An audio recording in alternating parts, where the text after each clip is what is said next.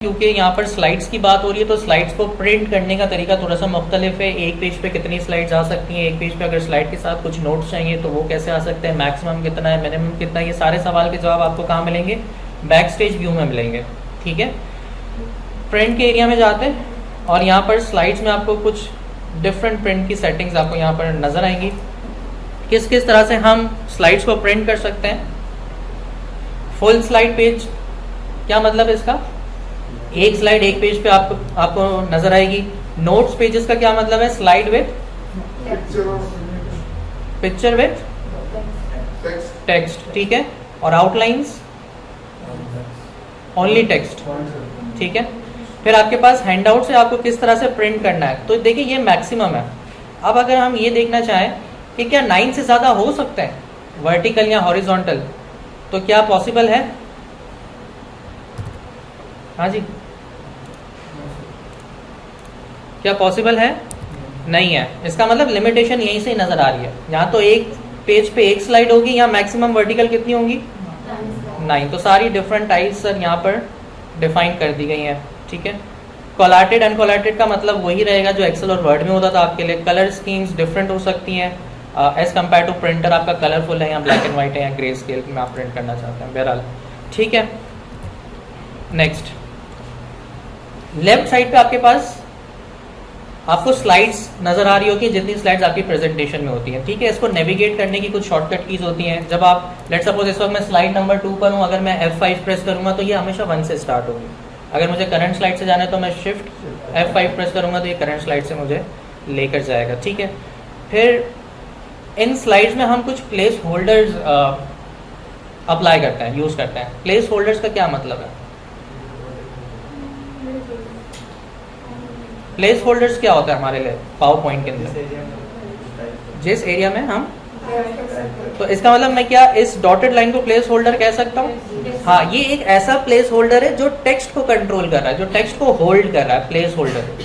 लेकिन हमारे पास सिर्फ टेक्स्ट प्लेस होल्डर नहीं, हमारे पास और भी डिफरेंट टाइप्स प्लेस होल्डर्स की मौजूद है। कहाँ से पता चलता है? स्लाइड मास्टर भी एक टॉपिक है छोटा सा आपकी स्टडी टेक्स्ट के अंदर। व्यू के टैब में स्लाइड मास्टर। ठीक है, और यहाँ पर आपको डिफरेंट किस्म के प्लेस होल्डर्स की टाइप्स पता चल जाएंगी कि कौन कौन से प्लेस होल्डर्स आपके पास मौजूद होते हैं।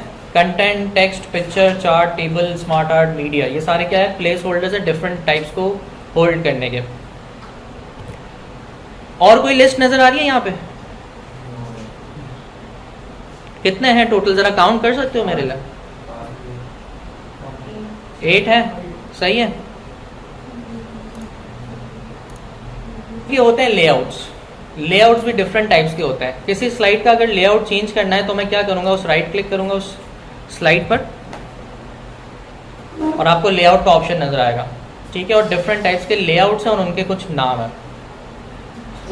ठीक है, बाय डिफॉल्ट कौन सा सेलेक्ट हुआ होता है? टाइटल स्लाइड, जिसमें आपको 2 प्लेस होल्डर्स नजर आते हैं टेक्स्ट वाले। अगर आपका काम थोड़ा सा डिफरेंट है, आपको इस तरह के चार्ट्स और टेबल्स वगैरह इंसर्ट करवाने, तो आप कंपैरिजन या टू कंटेंट या टाइटल एंड कंटेंट को भी यूज़ कर सकते हो। कुछ चीज़ें इसमें सेम रहेंगी जो हम वर्ड और एक्सेल में भी देख कर आ चुके हैं। पहले उसको मैं दिखा देता हूँ कौन सी चीज़ें सेम रहेंगी। ज़्यादातर डिज़ाइन और इंसर्ट का टैब सेम रहेगा। जैसे table will remain the same, कि टेबल को क्रिएट करते हैं तो 2 टैब्स आपको नज़र आ जाते हैं। अगर आपने बिल्कुल अच्छी तरीके से इन सारे बटन्स की प्रैक्टिस की भी है तो इसका मतलब फिर आपको बार बार एक्सेल में या वर्ड में अलग से पढ़ने की ज़रूरत नहीं, आप किसी एक एप्लीकेशन में इसको सही से पढ़ लें। ठीक है, ये एक ऑब्जेक्ट है। इसके बाद इंसर्ट के टैब में आप पिक्चर्स इंसर्ट करते हैं, स्क्रीनशॉट्स लेते हैं। ये कॉन्सेप्ट मैं आपको डे 1 में दे चुका हूँ। शेप्स आप इंसर्ट करते हैं। ठीक है, शेप इंसर्ट किया, इसकी डुप्लीकेट कॉपी बनानी है। क्या करूँगा, क्विक वे कौन सा है? एक तो ये कि इसको इस पर क्लिक करके मैंने Ctrl+C किया, कॉपी, और पेस्ट किया Ctrl+V, जो आपने कहा कॉपी पेस्ट। और कौन सा तरीका है? Format painter. वाकई, चलें देखते हैं। Ctrl+C, format painter. Format painter क्यों अप्लाई नहीं हुआ, जरा लॉजिकल सोचो। ये एक ऑब्जेक्ट है, ये ऑब्जेक्ट पेंटर नहीं है, ये फॉर्मेट पेंटर है। और आपका ये ऑब्जेक्ट एक्टिव है, कंट्रोल की आपने होल्ड करके रखी और ड्रैग कर दिया। ठीक है, अब देखें ये दो तरीके तो आपको ऑन द स्पॉट पता चल गया, कंट्रोल सी कंट्रोल भी, और कंट्रोल की होल्ड करके रखो और माउस से ड्रैग कर दो। हो सकता है 3-4 तरीके और भी हों। अब फॉर एग्जांपल आईकैप में अगर क्वेश्चन आता है कि एक ऑब्जेक्ट की डुप्लीकेट आप बनाते हो तो क्या हो सकता है, और उसमें 4 ऑप्शन सही हैं, तो जिसमें सबसे कम टाइम लगेगा उसके साथ आप जाएंगे, जो बेस्ट पॉसिबल होगा। जिसमें सबसे कम टाइम लगेगा, जिसमें सबसे कम स्टेप्स फॉलो होंगे, वो आपका बेस्ट पॉसिबल बनेगा। ठीक है।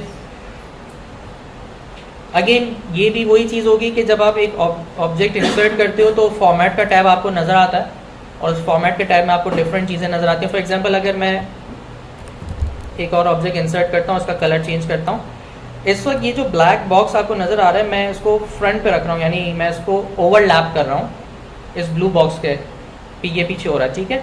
तो अगर मुझे इस ब्लैक को पीछे लेकर जा रहा हूँ तो क्या करूँगा मैं, तो फिर मेरे पास एक बटन है सेंड बैकवर्ड का, यानी ये एक मेरा ऑब्जेक्ट एक्टिव है, सेंड टू बैक, ये बैक हो जाएगा। ठीक है। सेंड टू फ्रंट, अगर मुझे इसको बैकवर्ड लेकर जाना है तो सेंड टू बैक, ये बैक हो जाएगा। सही है। अब ये चीज़ आपकी उस वक्त तक ग्रिप में नहीं आएंगी जब तक आप स्टडी टेक्स्ट को ओपन करके और इसकी प्रैक्टिस नहीं कर लेते। ठीक है।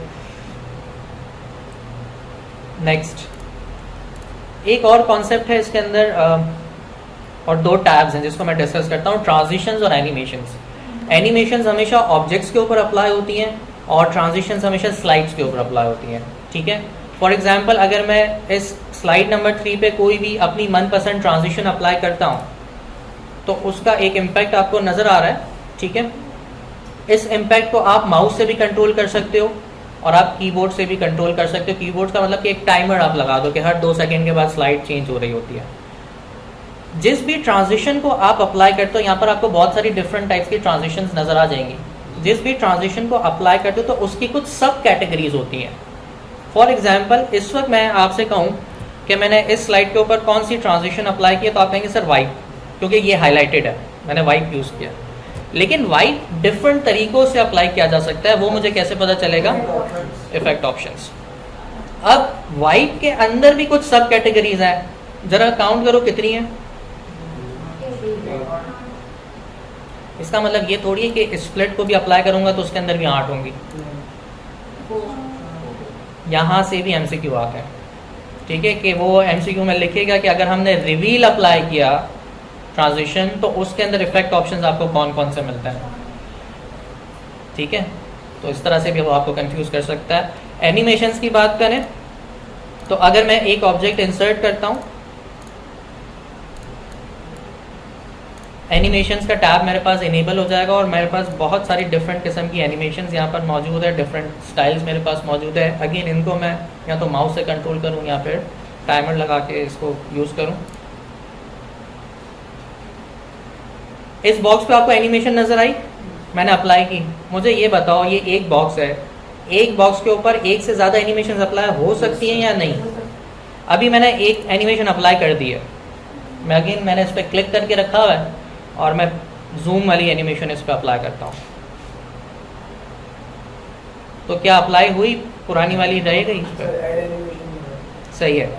ऐड एनिमेशंस में जाके अब मैं क्या करूँगा बताओ? कोई भी एनिमेशन सेलेक्ट कर लूँ?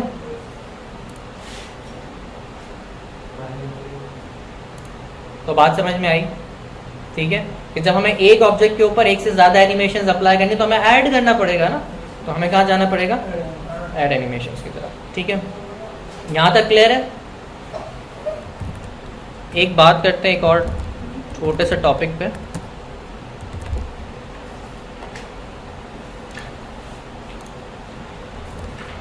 Slide master. ठीक है, और एक और सवाल था जो आपका था, मैं ये भी बता देता हूँ।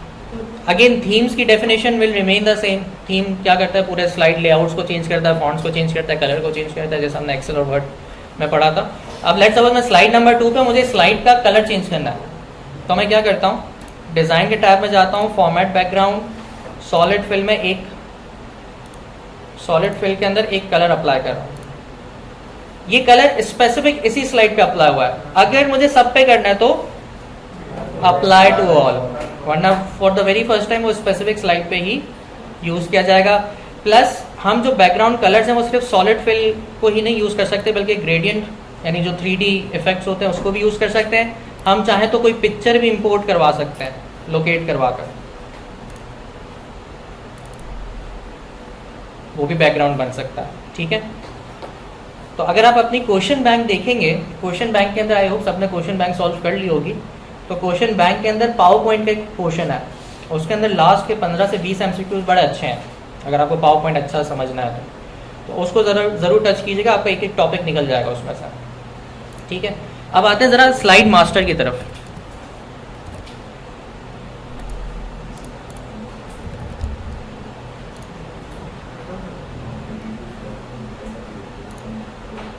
व्यू में जाके स्लाइड मास्टर, ठीक है। स्लाइड मास्टर को मैंने जैसे ही ओपन किया, स्लाइड मास्टर यूज क्यों करता है? ये काम करवाना जो रिपीटेटिवली हमें लग रहा है कि हो रहा है।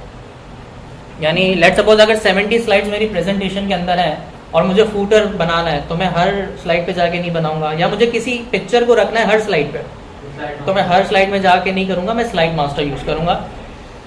एक होते थीम्स जो बिल्ट इन होता है, आप स्लाइड मास्टर के थ्रू भी थीम्स क्रिएट कर सकते हो। यहाँ पे आप हेडर, फूटर, लोगो, ऑर्गेनाइजेशन का कलर वगैरह सब डिफाइन कर दो और उसको सेव कर दो as a PowerPoint template, तो वो क्या काम करेगा? एज अ थीम काम करेगा आपका। तो इसका मतलब स्लाइड मास्टर्स में थीम्स भी क्रिएट हो सकता है। एक तो रिपीटेटिव काम होता है जो ऑटोमेट हो जाता है, और एक थीम्स क्रिएट हो जाता है। अगर मैं कोई चीज़ यहाँ अप्लाई करता हूँ, फॉर एग्जाम्पल मैं इंसर्ट करता हूँ एक शेप को, ठीक है, और उसको कलर वगैरह कर देता हूँ, ठीक है, उस पर कुछ नाम लिख देता हूँ,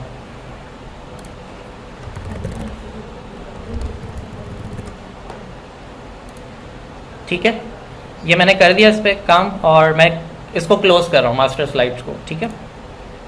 देखें तीनों पे आ गया ना ये, सही है। तो यानी रिपीटेटिव काम या थीम्स को क्रिएट करने के लिए आप क्या यूज़ करते हैं? स्लाइड मास्टर यूज़ करते हैं। एक और चीज़ मुझे टेस्ट करनी है, मैं आपके सामने कर रहा हूँ। स्लाइड मास्टर के अंदर मैंने ये जो ऑब्जेक्ट रखा है ऑरेंज बॉक्स, वो इस पहली टाइप के ऊपर रखा हुआ है, मतलब ये इस टाइप के ऊपर रखा हुआ है, स्लाइड लेआउट है इसका नाम। अगर मैं ये टेस्ट कर रहा हूँ आपके सामने, अगर मैं इसका लेआउट चेंज कर दूँ, तो मैं ये देखना चाह रहा हूँ कि वाकई अप्लाई होती है नहीं, लॉजिकली होना नहीं चाहिए, क्योंकि स्लाइड मास्टर के अंदर मैंने एक स्पेसिफिक लेआउट के अंदर इस बॉक्स को रखा था। तो अगर मैं रियल प्रेजेंटेशन के अंदर किसी स्लाइड के लेआउट को चेंज कर देता हूँ, तो ये नहीं होगा। क्यों? क्योंकि स्लाइड, अब ये कौन सा लेआउट है? ये लेआउट है कंपैरिजन का। तो स्लाइड मास्टर के अंदर कंपैरिजन जो है उसमें मैंने कुछ रखा ही नहीं है, तो इस वजह से आपको यहाँ कुछ नज़र ही नहीं आ रहा। लेकिन अगर मैं एक और स्टिल अगर इसके लेआउट को मैं चेंज कर दूं, ठीक है, बात समझ में आ रही है? इसीलिए एक सवाल ये आता है स्टूडेंट की तरफ से कि सर स्लाइड मास्टर में इतनी सारी स्लाइड्स क्या कर रही हैं? तो अभी मैंने स्टार्टिंग में आपको पढ़ाया बेटा कि एक स्लाइड की बहुत सारी लेआउट्स होती हैं जो बिल्ट इन है। ये सारी स्लाइड्स कहाँ पर मौजूद है? स्लाइड मास्टर में। और इस तरह से आप कस्टमाइज करते हैं चीज़ों को। बात क्लियर होती है? ठीक है।